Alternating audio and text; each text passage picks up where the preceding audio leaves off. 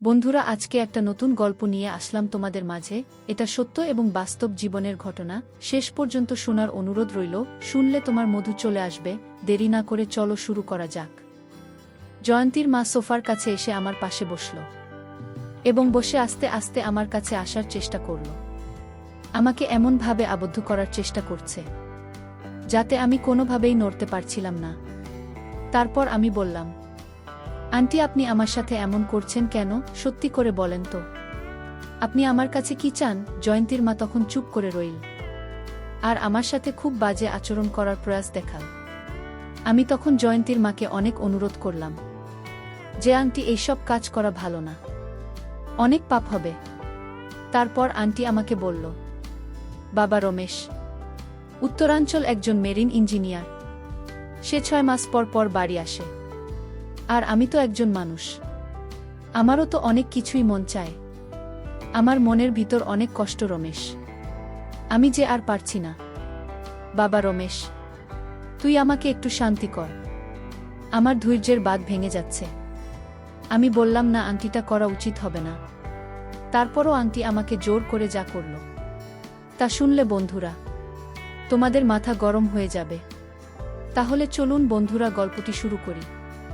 গল্পটি শুরু করার আগে বন্ধুরা, তোমাদের নিকট আমার বিশেষ অনুরোধ, দয়া করে তোমরা আমার চ্যানেলটি সাবস্ক্রাইব করে আমাকে সাপোর্ট করবে। হ্যালো বন্ধুরা, আমি রমেশ, আমার বয়স 30।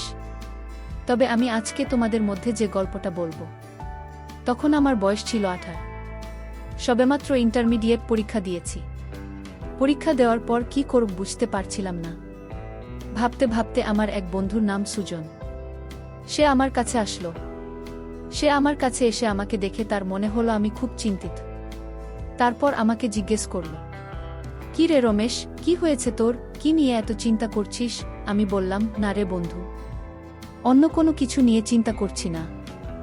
ভাবছি ইন্টারমিডিয়েট পরীক্ষা দিয়ে দিচ্ছি, এখন কি করব? তারপর আমার বন্ধু সুজন বলল, শুন রমেশ, এই মুহূর্তে তোর যেহেতু কোনো কাজ নেই, তাহলে এক কাজ কর। আমার একটা চাচাতো বোন আছে, তুই তাকে কিছুদিন সময় দে, একটু ভালো করে পড়া। আর আমার চাচি ও একজন হোম টিচার খুঁজছেন। বন্ধু সুজনের প্রস্তাবটা চিন্তা করে দেখলাম খারাপ না। যদি তাকে পড়াই তাহলে আমার 2টা উপকার হবে। এক হচ্ছে আমার সময় কাটবে, 2 হচ্ছে কিছু টাকাও পাব, যা দিয়ে আমার হাত খরচ চলবে। তাই বন্ধু সুজনের প্রস্তাবে রাজি হয়ে গেলাম। প্রথম দিন সুজনই নিয়ে গেল ওর চাচার বাসায় আমাকে। গুলশানে জঙ্গিদের বাসা, সুন্দর 4 তলা বাড়ি। ওরা বেশ বনেদি বলল, দেখলেই বোঝা যায়। গেটের সামনে বেশ বড় একটা জামরুল গাছ। ঢাকা শহরে জামরুল গাছ সচরাচর দেখা যায় না। গেটে দারোয়ান ছিল। সুজনকে দেখে দরজা খুলে দিল। তারপর নিজেই এগিয়ে গিয়ে 1 তলায় কলিং বেল টিপে দিল। ছোট্ট একটা কাজের মেয়ে দরজা খুলে দিল। আমরা ভিতরে গিয়ে বসলাম। সুন্দর করে সাজানো ড্রয়িং রুম। যে গুছিয়েছে বোঝাই যায় তার রুচি সত্যিই সুন্দর।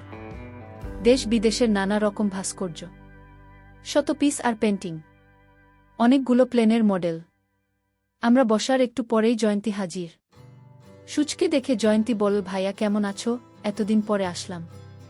সুযোগ ঘাড় নেড়ে বলল, ভালো আছি, তুই কেমন আছিস? এই দেখ তো, নতুন স্যার নিয়ে এসেছি, অনেক রাগী, তোকে একদম সোজা করে দেবে। জয়ন্তী বলল, ইনি বুঝি আমার নতুন টিচার? বলেই হাসি মারল। আমি বেশ ভ্যাবাচাকা খেয়ে গেলাম। এ কি বিপদ রে বাবা, এটা হাসির কি হলো? একটু পরে একজন মহিলা ঘরে ঢুকল। মহিলা ঘরে ঢুকতেই মনে হলো ঘরের আলো যেন বেড়ে গেছে। প্রচণ্ড সুন্দরী এক মহিলা, কথাবার্তা যেমন সুন্দর তেমনি স্মার্ট, একদম অন্যরকম ভাবে কথা বলে। কি মিষ্টি কণ্ঠস্বর। আমাকে পরিচয় করিয়ে দেন সুজন। ওর বন্ধু দেখেই আমাকে মহিলা অনেক প্রশ্ন করলেন। কোথায় পড়ি, কি করি, বাবা কি করেন, একদম ফুল প্রোফাইল আর কি। আমিও বেশ সুন্দর গুছিয়ে উত্তর দিলাম। উনি বেশিরভাগ সময় ইংলিশ মেশানো বাংলায় কথা বলছিলেন। বোঝা যায় হাইলি এডুকেটেড। তবে তখনও আমি একটা জিনিস জানতাম না, যেটা পরে জেনেছি। সবকিছু ঠিকঠাক হয়ে গেল। আমি সপ্তাহে 4 দিন পড়াব। ফ্রাইডে অফ আর দিনগুলো ফ্লেক্সিবল, যেদিন খুশি আসতে পারি। তবে সন্ধ্যা 7টার পরে আসলে ভালো হয়। জয়ন্তী খুব ফাঁকিবাজ, তবে অনেক ব্রিলিয়ান্ট। পড়ানো শুরু করার পরেই বুঝতে পারলাম জয়ন্তী টয়োটার এত ঘন ঘন চেঞ্জ হয় কেন। মেয়েটা একের পর এক প্রশ্ন করতে থাকে, তবে আমিও বেশ ধৈর্য ধরে প্রশ্নের উত্তর দিই। বকাচকা করি না, গল্প করতে চাইলে গল্প করি। 1 ঘন্টা করে পড়ানোর কথা। বেশিরভাগ সময়েই পড়া শেষ করতে করতে 9টা বেজে যায়।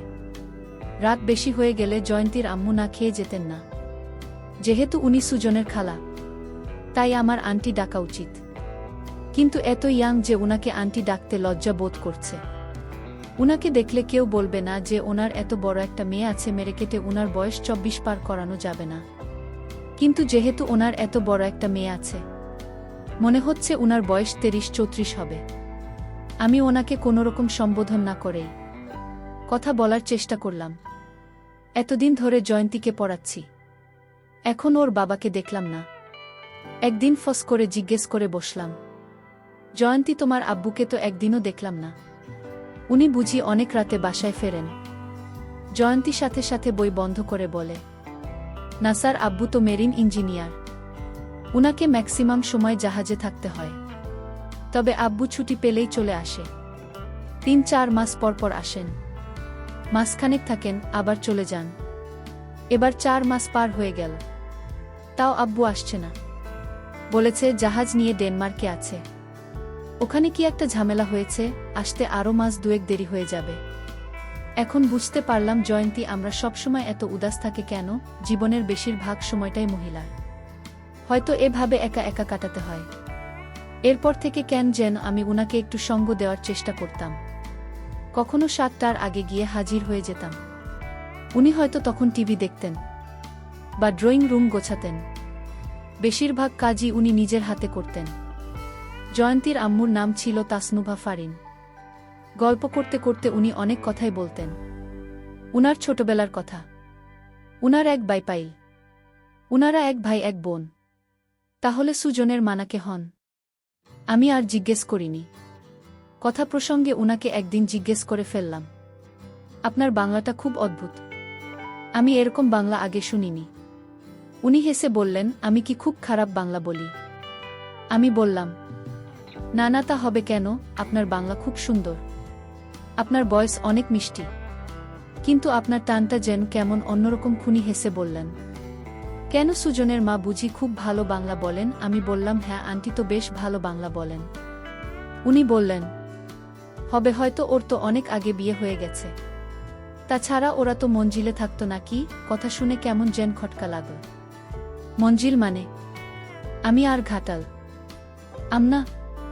পরে সুজনকে ধরলাম, এই শালা বলতো ঘটনাটা কি। প্রথমে তো বলতে চাই নাই, পরে একটু একটু করে বলল, আসলে ওরা হচ্ছে নবাবদের একটা ব্র্যান্ড।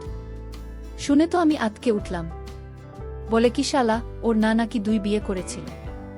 বড় ঘরে ছিল জয়ন্তীর মা, আর ছোট ঘরে ছিল সুজনের মা। সুজনের মা আবার ওর মায়ের বড় সন্তান।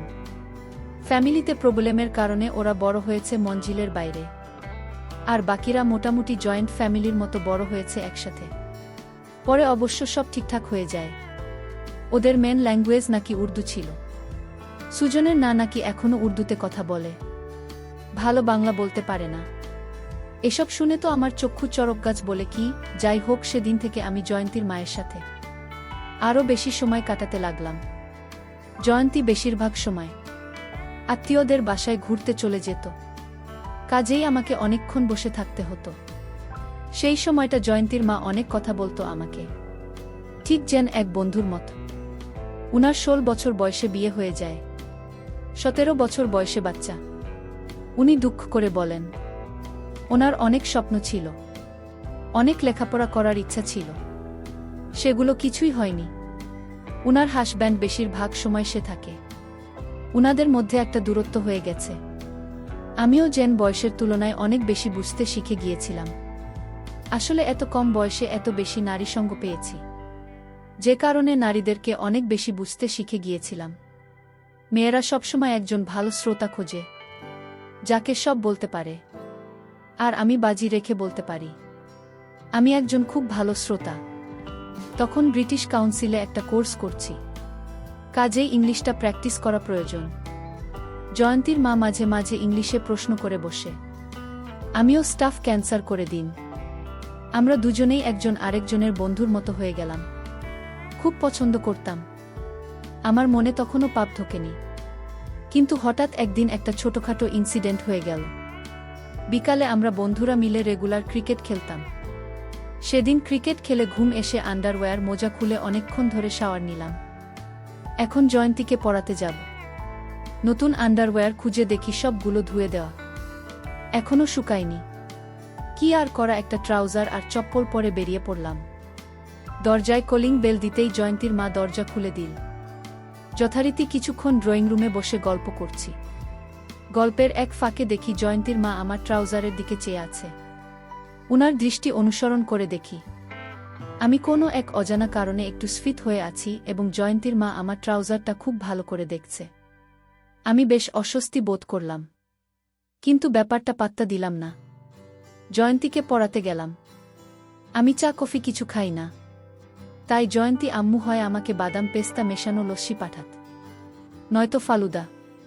জয়ন্তীর মায়ের হাতের ফালুদা, ওহ অপূর্ব স্বাদ। জয়ন্তী পড়তে পড়তে হঠাৎ বলে, স্যার আমি আসছি, বলেই দৌড়। আমি বুঝলাম চলে যাচ্ছে। আমি বসে বসে পাতা উল্টাচ্ছি। এমন সময় জয়ন্তীর মা ছোট একটা ট্রেন নিয়ে হাজির। তোমার ছাত্রী কই গেল? আমি বললাম আসছি বলে দৌড় দিল।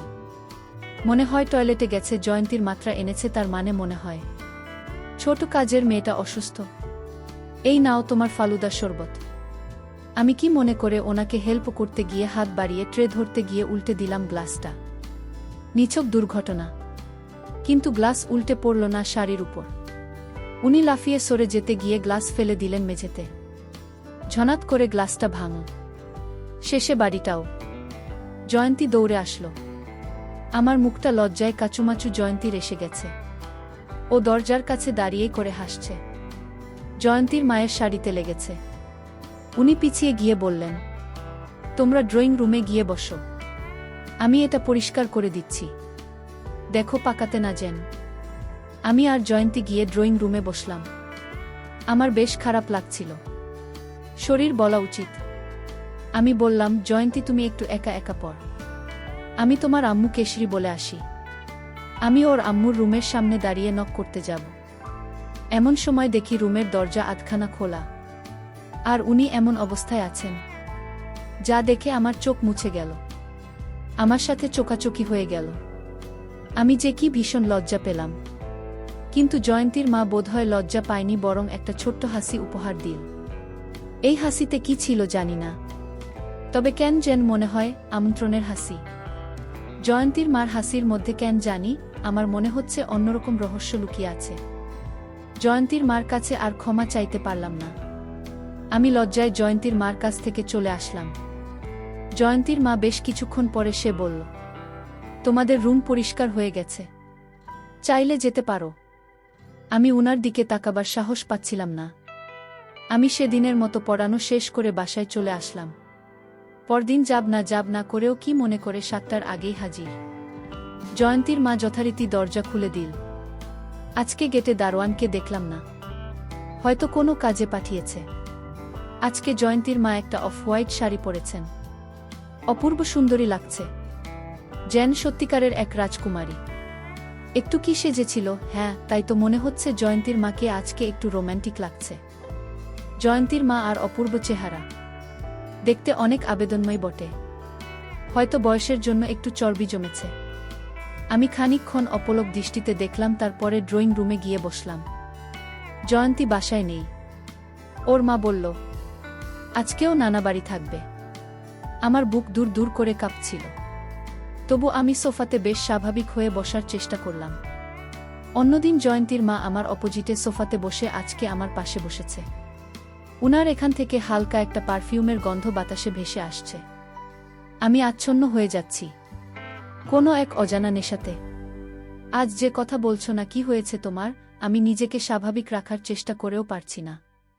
জয়ন্তীর মা দিকে চোখ তুলে তাকাতেও পারছি না। দরদর করে ঘামছে। তুমি সুস্থ আছো তো বলে উনি আমার কপালে হাত দিয়ে পরীক্ষা করার চেষ্টা করলেন। সারা শরীরে যেন বজ্রপাত হয়ে গেল। উনি আমাকে খুব ভালো করে পরীক্ষা করে বললেন, এ কি, তোমার তো জ্বর নেই, তাহলে ঘামছে কেন? আমি এবার মুখ তুলে তাকালাম। আমার চোখ হয়তো লাল হয়ে গিয়ে থাকবে, মুখ কান নাক সব দিয়ে আগুন বেরোচ্ছে, আমার হাত কাঁপছে। একই হতে যাচ্ছে।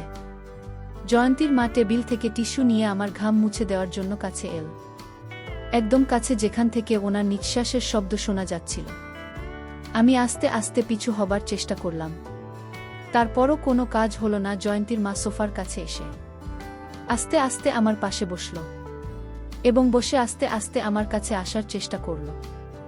আমাকে এমনভাবে আবদ্ধ করার চেষ্টা করছে যাতে আমি কোনোভাবেই নড়তে পারছিলাম। তারপর আমি বললাম, আন্টি, আপনি আমার সাথে এমন করছেন কেন? সত্যি করে বলেন তো, আপনি আমার কাছে কি চান? জয়ন্তীর মা তখন চুপ করে রইল আর আমার সাথে খুব বাজে আচরণ করার প্রয়াস দেখাল। আমি তখন জয়ন্তীর মাকে অনেক অনুরোধ করলাম যে, আন্টি, এইসব কাজ করা ভালো না, অনেক পাপ হবে। তারপর আন্টি আমাকে বলল, বাবা রমেশ, উত্তর আঙ্কেল একজন মেরিন ইঞ্জিনিয়ার, সে 6 মাস পর পর বাড়ি আসে। আর আমি তো একজন মানুষ, আমারও তো অনেক কিছুই মন চায়। আমার মনের ভিতর অনেক কষ্ট রমেশ, আমি যে আর পারছি না। বাবা রমেশ, তুই আমাকে একটু শান্তি কর, আমার ধৈর্যের বাঁধ ভেঙে যাচ্ছে। আমি বললাম, না আন্টি, এটা করা উচিত হবে না। তারপরও আন্টি আমাকে জোর করে বাজে কাজ করাতে বাধ্য করেছিল। তারপর আমি যখন কোনোভাবেই রাজি হচ্ছিলাম না, তারপর আন্টি আমাকে বলল, রমেশ, আজকে তুই যদি আমাকে খুশি করতে পারো তাহলেই দেখ, এখানে 50,000 টাকার একটি বান্ডেল আছে, এই সবগুলো টাকাই আমি তোকে দিয়ে দিব।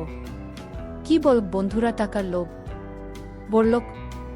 আর তাছাড়াও আমি তখন মাত্র ইন্টারমিডিয়েট পরীক্ষা দিয়েছে, এই সময় আমার টাকাটা খুবই প্রয়োজন ছিল।